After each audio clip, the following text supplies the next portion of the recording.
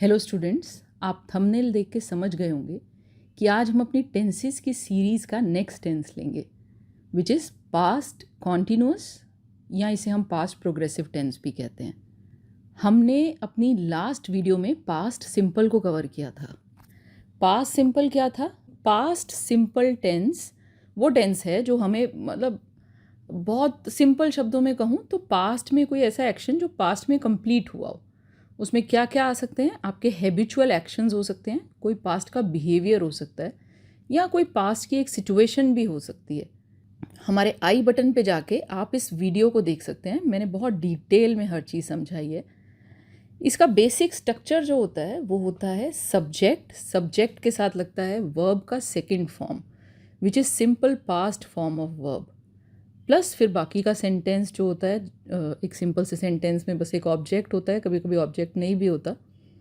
I washed my car yesterday. I washed, I is the subject, washed is the V2 form of wash. क्या धोया मैंने अपनी car धोई। कब धोई? कल धोई। She called me last Sunday.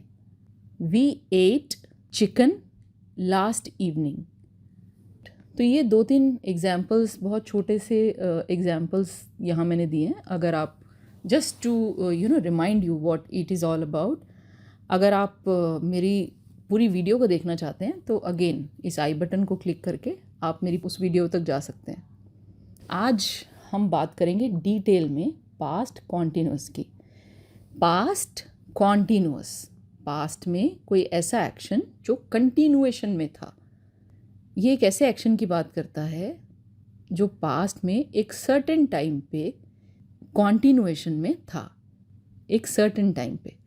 For example, मैं कल इस टाइम सो रही थी। कल मैं 3 बजे मूवी देख रही थी।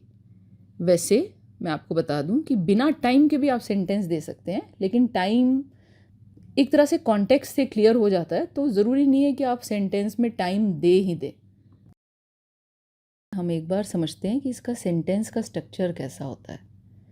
सब्जेक्ट के बाद एक हेल्पिंग वर्ब आता है और फिर एक मेन वर्ब आता है। मेन वर्ब के साथ आईएनजी लगता है।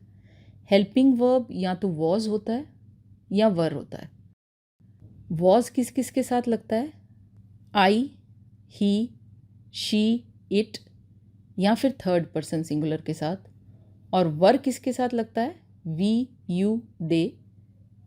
और अगर थर्ड पर्सन प्लूरल में हो, प्लूरल मल्टीपल हो मतलब सब्जेक्ट में, तो भी, या मल्टीपल सब्जेक्ट्स हों, उसके भी कुछ रूल्स होते हैं, तो फिर हम वर लगाते हैं।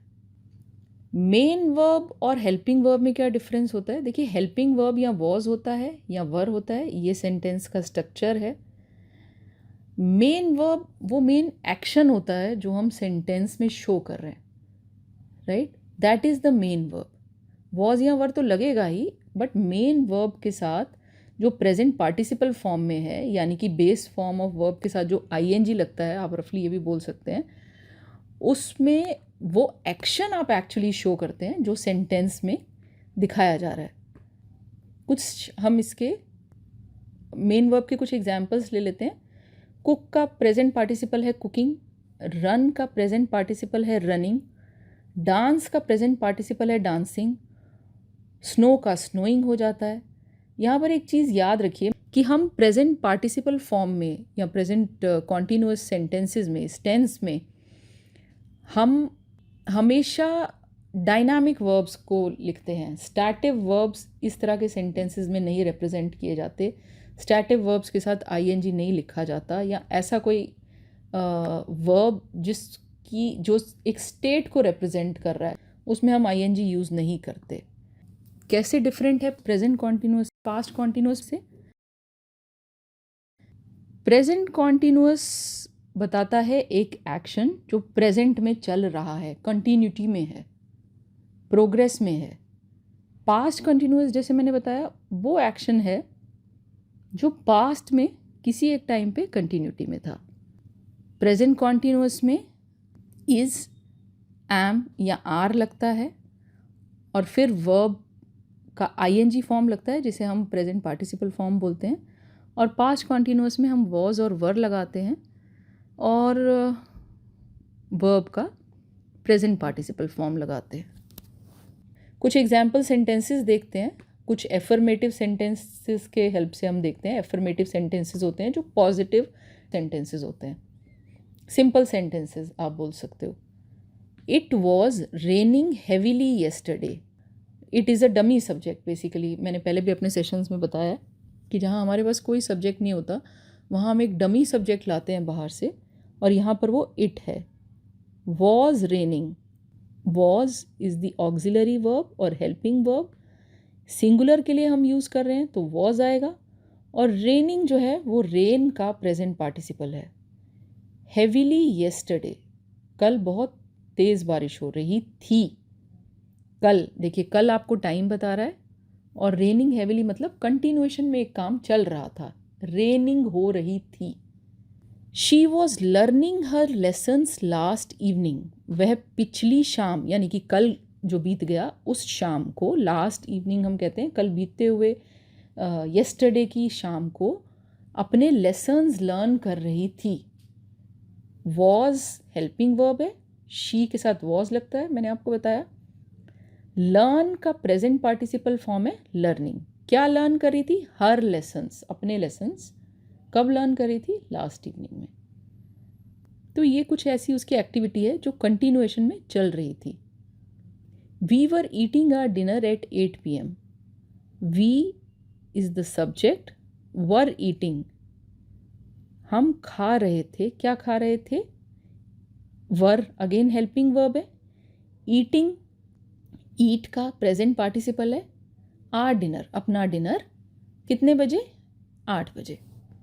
इन सेंटेंसेस से आपको एक बेसिक आइडिया हो गया होगा कि किस तरह से, देखिए कई बार अगर कॉन्टेक्स्ट क्लियर कर देता है तो फिर हमें time, yesterday, 8 PM, last evening लिखने की ज़रूरत नहीं होती। मतलब अगर आपको टाइम नहीं दिया होगा और पास्ट कॉन्टिन्यूस टेंस को रिप्रेजेंट कर रहा है वर्ब, या पास्ट कॉन्टिन्यूस टेंस आप देख रहे हैं, तो आप ये मत सोचिएगा कि सेंटेंस गलत है। कहीं ना कहीं कॉन्टेक्स्ट से टाइम का पता लग जाता है, और अगर पता लग रहा है और बात सेंस मेक कर रही है, if you know whatever is written is ultimately making sense, then it is okay. ये तो हमें बता रहा है कि ये बेसिक स्ट्रक्चर है। अब इसको यूज़ कैसे करना है, कहाँ कहाँ, किन किन सिचुएशंस में ये यूज़ होता है, अब हम वो देखेंगे। देखिए सबसे पहला यूज़ जो है वो है कि दो प्रोलॉन्ग्ड पैरेलल एक्शंस, ऐसे एक्शंस जो साथ साथ में, पैरेलल एक्शंस क्या होते हैं? जो एक साथ दो एक्शंस चल रहे हैं, लंबे एक्शंस। इसमें हम जनरली यूज़ करते हैं वाइल, व्हेन या एज। दो एक्शंस हैं, दो क्लॉजेस बनेंगे। दो क्लॉजेस बनेंगे तो उन्हें जोड़ना भी पड़ेगा। जोड़ने के लिए हम यूज़ करेंगे या वाइल का, या व्हेन का, या एज का। मैं सबके एग्जाम्पल्स आपको दिखा देती हूँ। While I was studying she was cooking. जब मैं पढ़ रही थी, यानी कि मेरी पढ़ाई करने के दौरान वह कुकिंग कर रही थी। मतलब मेरी पढ़ाई भी चल रही थी और उसकी कुकिंग भी चल रही थी, राइट? तो ये दो लंबे काम चल रहे थे। ऐसा तो नहीं है कि मैं 1 मिनट के लिए पढ़ रही थी या 2 मिनट के लिए पढ़ रही थी, या उसने 1 मिनट के लिए कुकिंग की। ये दो पैरेलल एक्शंस हैं जो साथ साथ चल रहे थे। तो वाइल का यूज़ करके पहला क्लॉज जो है वो डिपेंडेंट क्लॉज बन जाता है, फिर कॉमा, और फिर शी वॉज कुकिंग, वह खाना बना रही थी। ये एक इंडिपेंडेंट क्लॉज है। अगर आपको पता हो कि इंडिपेंडेंट और डिपेंडेंट क्लॉजेस कैसे जोड़ते हैं तो ये आपके लिए समझना बहुत ईजी है। अदरवाइज़ नहीं भी पता तो you can listen to our video and build an understanding. I was studying while she was cooking. इसको आप रिवर्स ऑर्डर में भी लिख सकते हैं। मैं पढ़ रही थी किस दौरान? जब उसकी कुकिंग चल रही थी। while बीच में भी आ सकता है, या आप वैसे भी पहले सेंटेंस का ऑर्डर भी रिवर्स कर सकते हैं। एज को कैसे यूज़ करेंगे? As I was watching television, मेरे टेलीविज़न देखने के दौरान, कि जब मैं टेलीविज़न देख रही थी, you were rehearsing your music lessons, तुम अपने म्यूज़िक लेसन्स रिहर्स कर रहे थे। अब यहाँ कहाँ वॉज यूज़ हो रहा है, कैसे वर्ब का जो मेन वर्ब है उसके साथ ING लग रहा है, इसको आप नोट कीजिए।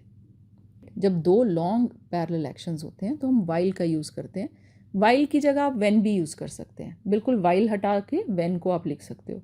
सिमिलरली जैसे मैंने पहले कहा कि आप रिवर्स कर सकते हैं, सेंटेंस 3 को फिर आप अगेन रिवर्स कर सकते हैं, ऑर्डर रिवर्स हो सकता है। You were rehearsing your music lessons as I was watching television. Television देखना एक लंबा एक्शन है और म्यूज़िक लेसन्स को रिहर्स करना भी एक लाइक वेरी शॉर्ट एक्शन नहीं है, it's a long action. While या एज की जगह आप व्हेन को भी यूज़ कर सकते हैं, बस इतना ख्याल रखिए। जैसे ये सेंटेंसेस लिखें, सेंटेंसेस ऐसे ही रहेंगे, इनकी जगह व्हेन आ जाएगा। तो क्या बन जाएगा sentence? When I was studying she was cooking, I was studying when she was cooking. So 2 parallel actions को बताने के लिए यूज़ होता है। आई एम श्योर इतना समझ आ गया होगा आपको। अब नेक्स्ट यूज़ देखते हैं। अगर एक लॉन्ग एक्शन को एक शॉर्ट एक्शन इंटरप्ट करता है तो भी हम इस टेंस का यूज़ करते हैं लॉन्ग एक्शन के लिए, शॉर्ट एक्शन के लिए नहीं।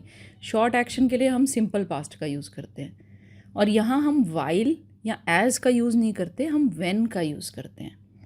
अगर आप कंजंक्शन का यूज़ शॉर्ट एक्शन से पहले करोगे, मतलब व्हेन का यूज़ शॉर्ट एक्शन से पहले करोगे, तो व्हेन का यूज़ करोगे, एज या वाइल का यूज़ नहीं करोगे। लॉन्ग एक्शन से पहले आप वाइल या व्हेन का यूज़ कर सकते हो, ठीक है। I was working on my project when you called. Working on project तो लंबा एक्शन है, लॉन्ग एक्शन है, राइट। लेकिन किसी को कॉल करना या टेलीफोन करना एक शॉर्ट एक्शन है ना। तो उससे पहले आएगा when. When you called I was working on my project. हम ये ऑर्डर रिवर्स भी कर सकते हैं कि जब तुमने मुझे कॉल किया मैं अपने प्रोजेक्ट पे काम कर रहा था। यहाँ एक और चीज़ देखो कि डिपेंडेंट क्लॉज के बाद हम एक कॉमा लगाते हैं। इंडिपेंडेंट क्लॉज अगर आप पहले लिख रहे हो तो कॉमा नहीं आता, ठीक है। अपनी पंक्चुएशन भी हमको एक्यूरेट करनी है। The bell rang when our teacher was taking our attendance. Bell बजी, बेल बजना एक शॉर्ट एक्शन है। कब? जब टीचर अटेंडेंस ले रही थी, और अटेंडेंस लेना एक लॉन्ग एक्शन है। I was waiting for my cab when I met Raghav, right. पहला action long action, when I met Raghav, second action short action. We were waiting for our cab when the accident happened. हम अपनी cab की wait कर रहे थे जब accident हुआ।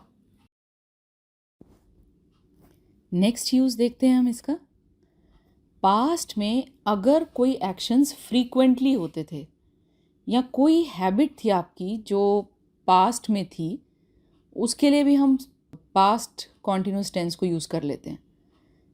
Examples, she was always talking in the class. वो हमेशा क्लास में बात करती रहती थी।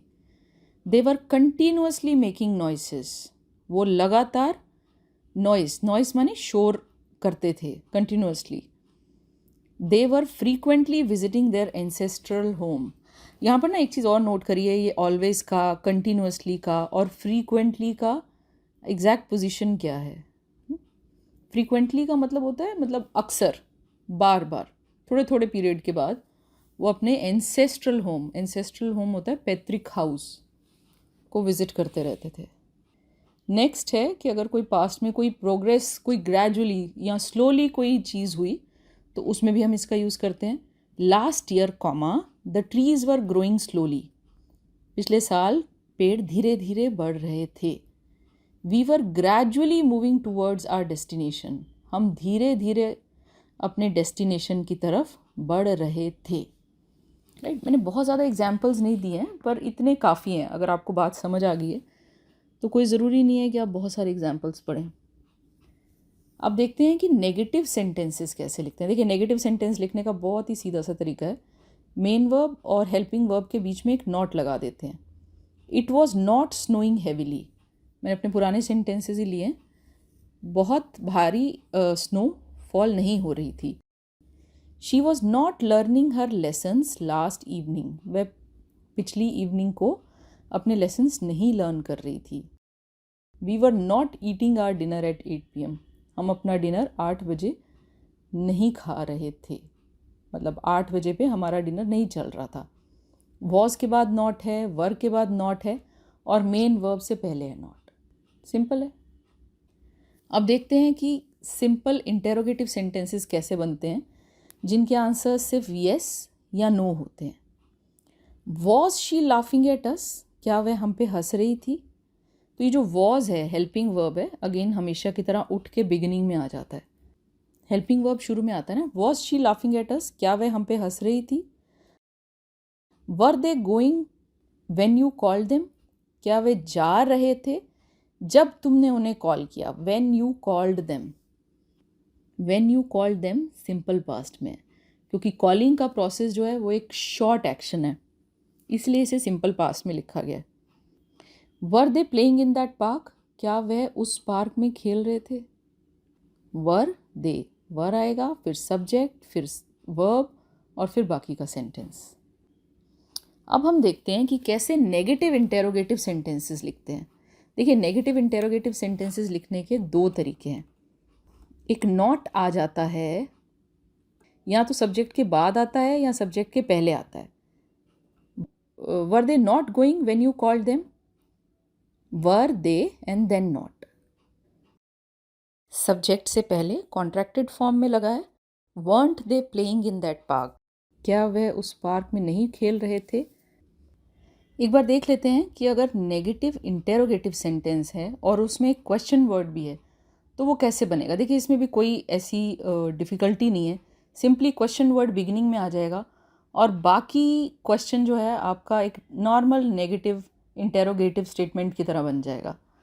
आप एग्जाम्पल्स देख लीजिए मेरी स्क्रीन पे। It's pretty it's pretty logical that ways. You simply have to write your question word in the beginning of the sentence. What were they not doing when you scolded them, जब वो क्या नहीं कर रहे थे जब तुमने उन्हें डांटा। You scolded them simple past में है और वो क्या नहीं कर रहे थे। यू स्कोल्डेड देम एक छोटा सा एक्शन है, इसीलिए सिंपल पास्ट में है। Why were they not playing on that ground, वो उस ग्राउंड पे क्यों नहीं खेल रहे थे। Why was she not cooking for us, वह हमारे लिए खाना क्यों नहीं बना रही थी। एक बार हम रिवीजन कर लेते हैं और हम बेसिक स्ट्रक्चर को देख लेते हैं। आपको मेरी स्क्रीन पे एक टेबल दिख रहा होगा जिसमें एफर्मेटिव, नेगेटिव और इंटेरोगेटिव सेंटेंसेस दिए हुए हैं। I was reading, I wasn't reading, was I reading. इसको आप पॉज करके देख लीजिए। यू होता है तो you were reading, you were not reading, were you not reading. They were reading, they were not reading, were they reading. He or she was reading, he or she was not reading. Was he or she reading. We were reading, we were not reading, were you not reading. आप इसे pause कर लीजिए और ध्यान से एक बार देख लीजिए। राइट, ये वही चीज़ें हैं जो हमने पढ़ी हैं। यूजेस हम देख चुके हैं, उसे भी हम एक बार रिवाइज कर लेते हैं। नॉर्मली पास्ट कॉन्टीन्यूअस का यूज़ होता है जब दो पैरेलल एक्शंस चल रहे होते हैं, या एक लॉन्ग एक्शन एक शॉर्टर एक्शन से इंटरप्ट किया जाता है, या फिर कोई पास्ट में किसी हैबिट की या कुछ फ्रीक्वेंट एक्शंस की हम बात करते हैं। लास्ट यूज़ है इसका जब हम पास्ट में किसी एक स्लो प्रोसेस या ग्रेजुअल प्रोग्रेस या प्रोसेस की बात करते हैं। आई एम श्योर आपको ये सब समझ आ गया होगा। आपकी नेक्स्ट स्क्रीन पर एक क्विज़ आने वाला है। आप उस क्विज़ को पॉज करके, उस फ्रेम को पॉज करके एक बार उस क्विज़ को सॉल्व कीजिए, आंसर्स लिखिए और हमारे डिस्क्रिप्शन बॉक्स में दिए हुए आंसर्स से मैच कीजिए। आपका जो भी स्कोर है कमेंट बॉक्स में प्लीज़ कमेंट कीजिए।